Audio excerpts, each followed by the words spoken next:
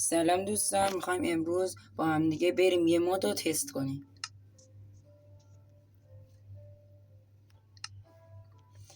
این مود خیلی خوبه. ماشین، هواپیما، دوچرخه و غیره توش میاره.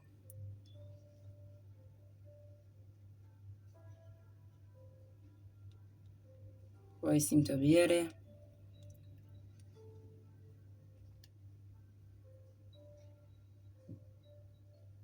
این مود من یه بار تست کردم، خیلی خوبه.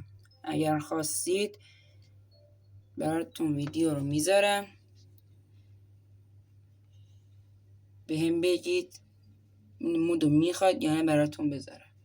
خب اول که میریم کتاب رو جو دستورالعملایی که میخواید بسازید، قایق، ماشین، بالون و غیره. ما الان میخوایم کریتیو میکنیم.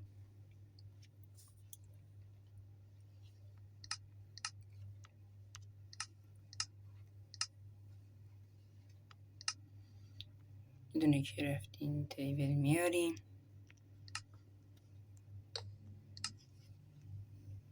تا اگه کرافت تیبل هم نذاشتید. خب حالا میایم یه از کتابا رو با میکنیم. حالا ببینیم چی میخوایم.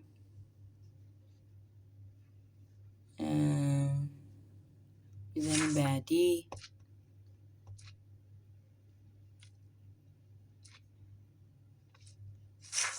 نگاه کنید،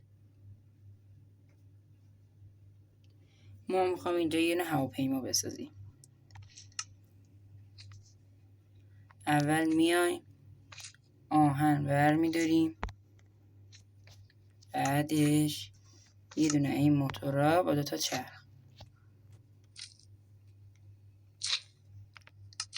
خب حالا میایم آهنا رو میذاریم اینجا، موتور رو میذاریم اینجا و 2 چرخ رو.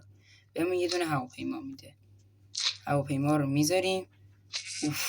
چه بزرگ شد. این مود خیلی خوبیه. سوارش میشیم. اگه بخواید حرکت کنید باید سرتون رو بگیرید بالا و پرواز کنید. سرتون رو بگیرید بالا، پرواز میکنید. که بخواید دوباره بیاید پایین باید سرتون رو بیارید پایین تا بشینید. دوباره تکرار میکنیم. سر میگیریم بالا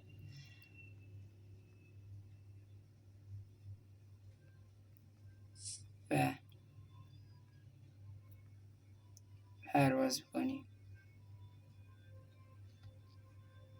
من تا حالا این مود تست کردم. این مود خیلی خوبیه. و بیایید با هم دیگه یکی دیگه تست کنیم. این دفعه بیاین یه چیز بهتر انتخاب کنیم. بالون. میبینید اینجا این 3 چرمه. اینجا ما میایم یه دونه فندک، 3 چرم و میایم 2 از اینا. ببینیم یه دونه هم قایق میخوایم. میایم قایق رو برمیداریم و حالا میایم کرافتینگ تیبل رو برم داریم و میذاریم زمین.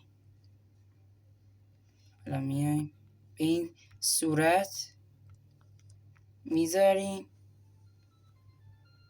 و بالون رو تحویل میگیرید. خیلی چیز خوبیه. اینم بخواید پرواز کنید باید سر رو بگیرید بالا